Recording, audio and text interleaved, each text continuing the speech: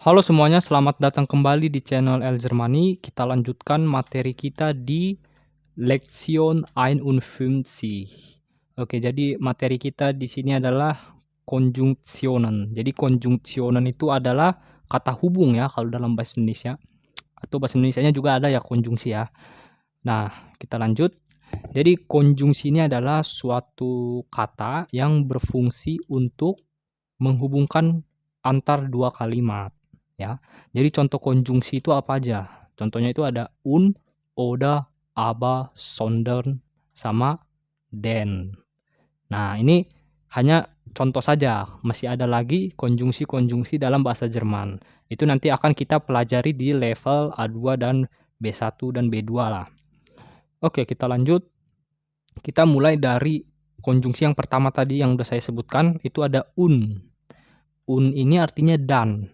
Ya, dia kalau dalam bahasa Indonesia itu sama penggunaannya antara bahasa Jerman dan bahasa Indonesia, yaitu untuk sebagai penambahan. Kalau kita ingin mengekspresikan suatu penambahan, kita bisa pakai un. Contohnya gimana? Contoh, Sandra ist Studentin. Sandra wohnt in Wien. Nah, ini kan kalimat kedua kan berfungsi untuk menambahkan informasi mengenai si Sandra. Dia mahasiswa.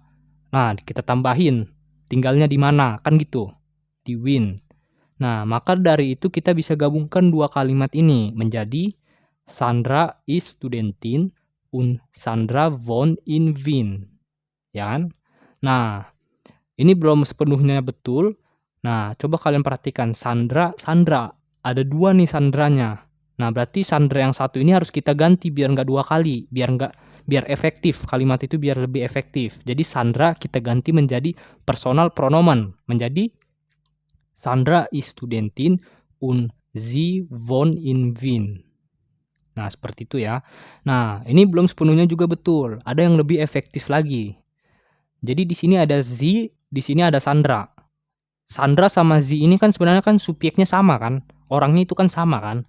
Jadi kita bisa hapus si sie yang ini. Jadi kita cukup tulis Sandra aja. Jadi seperti ini ya. Sandra ist Studentin und wohnt in Wien. Atau kita bisa menggunakan koma ya. Nah, jadi ada penambahan koma di sini perhatikan sebelum un ya. Nah, itu bisa dilakukan bisa enggak ya. Jadi untuk penggunaan koma dalam konjungsi un ini adalah opsional. Oke, kita lanjut ke oda. Oda itu artinya atau. Ya, atau berarti kan mengekspresikan suatu alternatif kan. Contohnya seperti ini. Möchtest du einen Bus nehmen? Sama möchtest du ein Taxi nehmen? Nah, ini kan menunjukkan suatu alternatif nih. Mau naik taksi atau naik bus nih. Nah, ini bisa kita gabungkan pakai konjungsi oder. Möchtest du einen Bus oder ein Taxi nehmen? Nah, seperti itu. Nah, jadi perhatikan ya di sini ada möchtest, möchtest. Jadi di kalimat saat kita gabungkan möchtest-nya hanya dipakai satu kali. Baru nehmen, nehmen hanya dipakai satu kali juga kan di kalimat ini. Baru do satu kali. Nah, seperti itu. Jadi untuk penggunaan jadi kalau misalnya ada kata yang double itu bisa kita hapus ya, biar lebih efektif. Atau kita bisa hapus komanya ya. Jadi möchtest du noch einmal möchtest du einen Bus oder ein Taxi nehmen? Nah, seperti itu ya. Kita lanjut ke contoh yang kedua. Jadi di sini saya sediakan kalimat Mein Freund kann zum Abendessen ins Restaurant gehen. Mein Freund kann selbst kochen. Jadi bisa masak sendiri. Nah, ini sebuah alternatif ya. Bisa pergi beli di restoran langsung nih masakan jadi atau masak sendiri ya. Jadi bisa kita gabungkan pakai oder. Mein Freund kann zum Abendessen ins Restaurant gehen oder er kann selbst kochen. Nah, karena er sama mein Freund sama, kita bisa hapus. Mein Freund kann zum Abendessen ins Restaurant gehen oder selbst kochen. Atau bisa kita hapus komanya ya. Jadi seperti ini. Nah, oke, kita lanjut. Nah, sekarang penggunaan konjungsi aber. Aber ini artinya tapi. ya. Jadi dia yang pertama bisa untuk mengekspresikan suatu yang terbalik atau yang berlawanan gitu. Jadi Gegensatz itu, berlawanan. Jadi contohnya gimana? Contoh itu seperti ini, Max hat Fieber, gestern war er gesund. Jadi Max demam, kemarin dia sehat. Nah ini kan, keterbalikan ya, berlawanan ya, jadi sakit sama sehat. Jadi kedua kalimat ini kita bisa gabungkan dengan menggunakan konjungsi aber. Jadi Max hat Fieber, aber gestern war er gesund. Nah, seperti itu.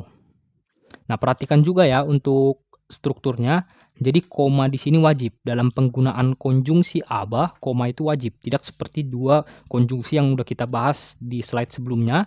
Lalu eh, walaupun subjeknya sama tetap harus ditulis ya. Jadi kita anggaplah ini induk kalimatnya ya. Max hat Fieber, Max demam. Baru ini anak kalimatnya. Dia kemarin sakit.